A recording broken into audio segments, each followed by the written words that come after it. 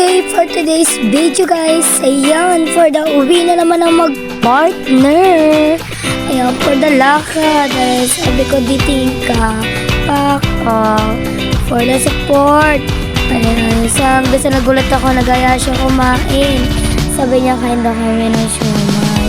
So doon kami pupunta doon sa kinakainan namin. Sabi niya, sana nandyan si kuya yung unlimited drinks. Diyan po kami kumakain kay kuya.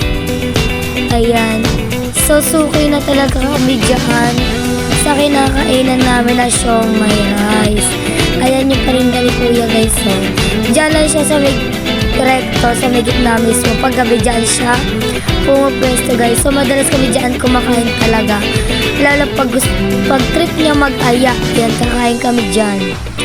So, kilala na kami dyan guys. So, ayan na nga.